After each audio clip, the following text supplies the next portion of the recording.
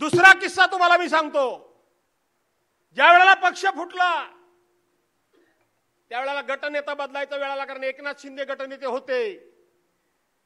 दादा गटनेता कोणाला करायला हवं होतं? मनापासून सांगा, कोणाला करायला हवं होतं? विधानसभेमध्ये आज कोणाचा आवाज आहे? पक्षानं मला गटनेता केलं नाही, पक्षानं मला गटनेता केलं नाही. पण गटनेता केलं नाही म्हणून मी कधी भाष्य केलं, कधी तोंड उघडलं, कधी नाराजी व्यक्त केली, कधी सभागृहामध्ये संघर्ष करायचा थांबवला? थांबवला काय संघर्ष करायचा? त्यांच्या विरोधात बोलायचं थांबवलं? मला केला नाही. तिसरी गोष्ट तुम्हाला आज सांगतो, विक्रांत खूप चांगलं उत्तर दिलंस.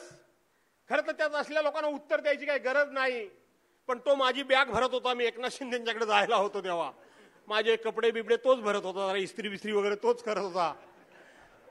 कारण अचानकपणे जायचं होतं ना, पळून जायचं होतं ना, लपून जायचं होतं ना, त्यामुळे तयारी नव्हती.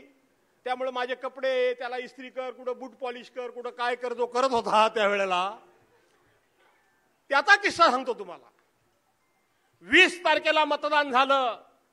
20 तारखेला मी रेल्वेतून इथं आलो.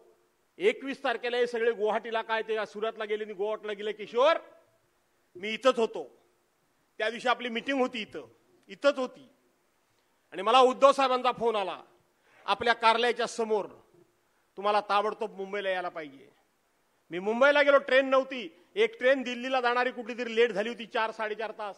ती आपल्याला मिळाली. तुम्हाला माहित असेल काय लोकांना. मी गेलो. खरं तर पनवेलवरनं डायरेक्ट आम्हाला तिकडे न्यायची वास्तविक ट्रॅफिक मोकळं ठेवायला पाहिजे होतं, ते ठेवलं नाही. वेळ झाला. आणि उद्धव साहेबांच्या वर्षा बंगल्यावर बैठक झालेली होती.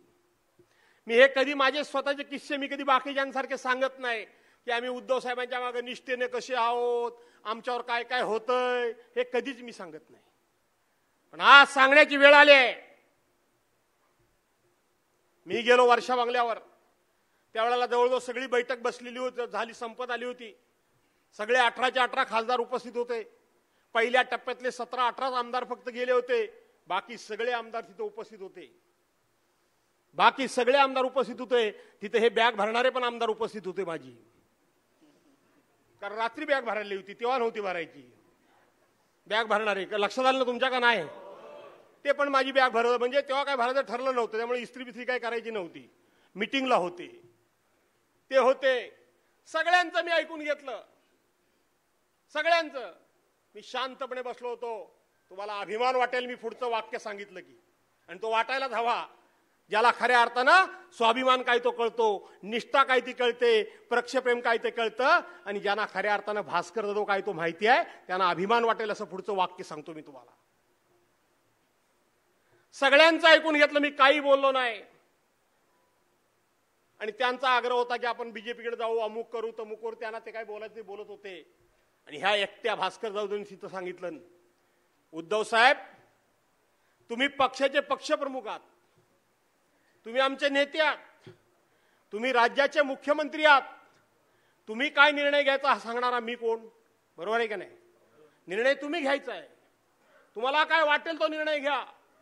पण मला असं वाटतंय की तुमचा निर्णय घेण्यापूर्वी मला माझी भूमिका स्पष्ट करणं आवश्यक आहे. म्हणून मला आता माझी भूमिका स्पष्ट केली पाहिजे, ते मी करतो. मी म्हटलंच ना, अभिमान तुम्हाला वाटेल तो सांगतो तुम्हाला. आता ती भूमिका स्पष्ट करतो.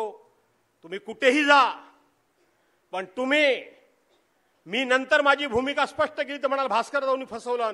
म्हणून आत्ताच सांगतोय की तुम्ही कुठेही जा, पण तुम्ही जर भाजप बरोबर गेलात तर भास्कर जाधव तुमच्या बरोबर नाही.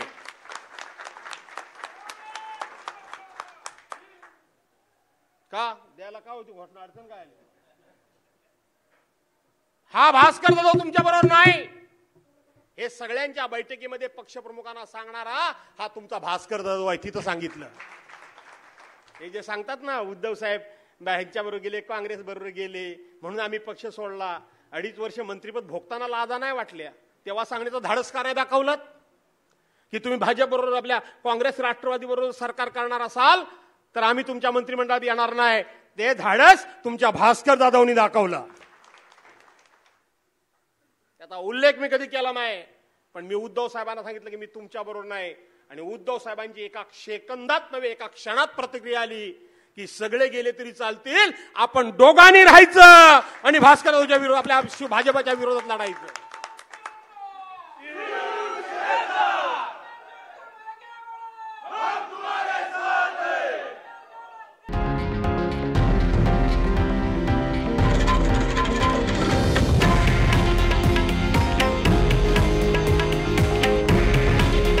हे आहे देशातील नंबर 1 न्यूज नेटवर्क आणि आपण पाहत आहात TV9 मराठी. काळजी तुमची, हित महाराष्ट्राचं.